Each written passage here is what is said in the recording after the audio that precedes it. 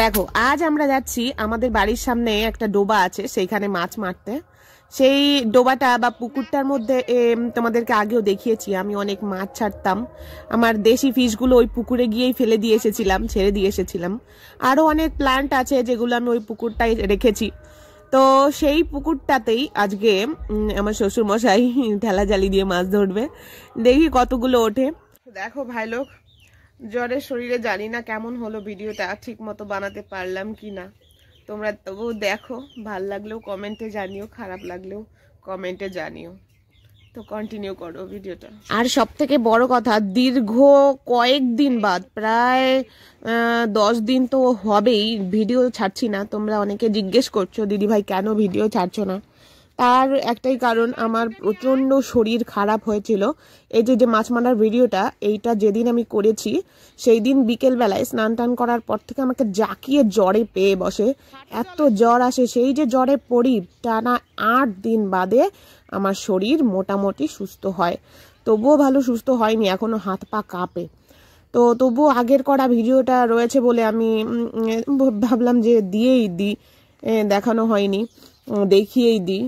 তো এখানে ঠেলা জালি দিয়ে মাছ কম, জঙ্গলি বেশি উঠছিল। তো আমার ছেলে বেশি এক্সাইটমেন্ট কাজ করছিল, ওই বেশি উত্তেজিত হয়ে পড়ছিল মাছ মাছ করে। কিন্তু মাছ সে বেলায় ঠনঠনা। দেখি কতগুলো। আরে দাঁড়া দাঁড়া থাম। মাছ উঠছে দেখ। এই যে এটা হচ্ছে দেশি ফাইটার। দেশি ফাইটার। ওই দেখো জিওল মাছ। এই যে দাঁড়া, ওই আমি না পড়ে যাবে। এই সোজা আছে, এই সোজা। হ্যাঁ হ্যাঁ হ্যাঁ, এই তো আস্তে গেল গেল গেল। পাইছি না, পুঁটি মাছ পাইছি। ওই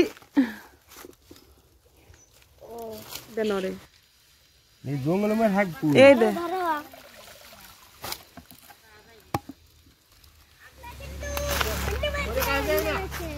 ওই যে নামলো নামলো নামলো। এই যে গেল সত্যি আদুতে আপনার কাছে। আরে পিছনে জল, এই যে আপনার পিছনে কিন্তু ধা দেন। কনে ডুব দিল।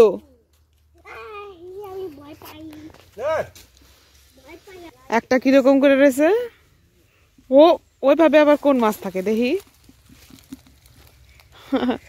দাঁড়া, দেখা যায় না। ভালোই তো মাছ হয়েছে। ওইটা কি মাছ? যা তুই কাছে যা। সাপ ওই জঙ্গলে গেছে, ওই জাংলার নিচে, তুই যা। হ্যাঁ, কিন্তু জানলার পরে বহুক্ষণ হয়ে গেল এখন ওদের মাছ মারা হয়নি। কিন্তু আমার রোদে এত প্রচন্ড মাথা যন্ত্রণা করছিল যে আমি উঠে এসেছি।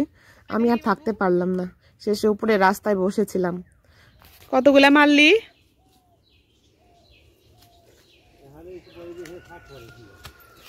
বাহ, অনেক মাছ তো রে বাবা।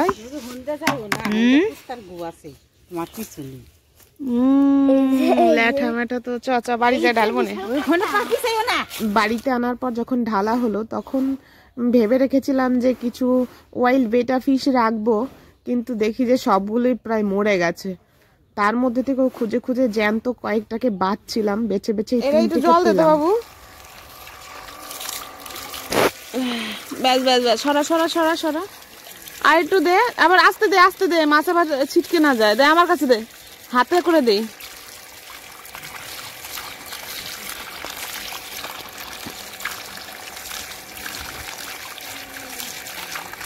ব্যাস ব্যাস ব্যাস।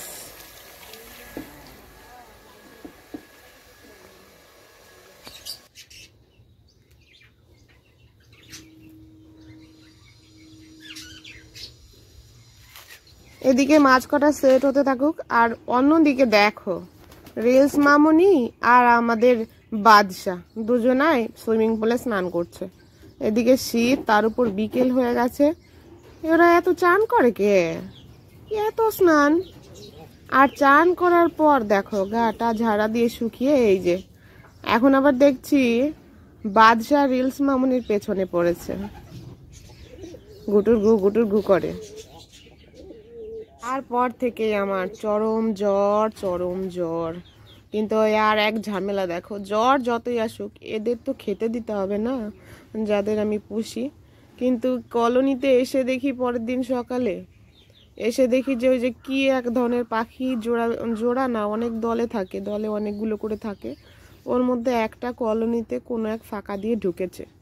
দেখেই তো আমার মাথা খারাপ, এদিকে আমার মাথাটা ব্যথা, জ্বরে হাত পা ব্যথা। আর একে কি করে বের করি? একে যদি দরজা দেখিয়েও দিয়ে তো পারবে না, হাত দিয়েই বের করতে হবে। সেই মাথা খারাপ করে শেষে আমি আবার সেই পর্দাগুলো খুলে দিচ্ছিলাম। খুলে টুলে দেওয়ার পর দেখি ওই পাখিটাকে আমি কি করে বের করি। তারপর মুরগি টুরগিদের এখানে খাবার দিয়ে দিচ্ছিলাম, চাল। আর আমাদের কবুতরগুলোকেও আমি কিছু চাল গম খাবার ছিটিয়ে দিচ্ছিলাম। এরপর আমি ওর পেছনে লাগবো। দেখো তো এদিকে শরীর খারাপ, হাত পা কাঁপছে, এখন আমি ওটাকে কিভাবে ধরি? সহজে তো ধরাও যাবে না। ওগুলোকে কি পাখি বলে, দলে অনেকগুলো করে থাকে, ক্যাঁ ক্যাঁ ক্যাঁ ক্যাঁ আওয়াজ করে বিশ্রী। শেষে অনেক কষ্টে দেখো এটাকে ধরেছি, যার ভিডিও আমি করতে পারিনি। বাবু বলছে দাও, রেখে দাও। আমি বললাম না না না, রাখা যাবে না, ছেড়ে দিই। ওর দলের সঙ্গীরা ওই গাছে বসেছিল, সব কটা উড়ে গেল। যেই না ধরেছি অমনি উড়ে পালালো। এবার একে দিয়ে দিচ্ছে রে বাইরে।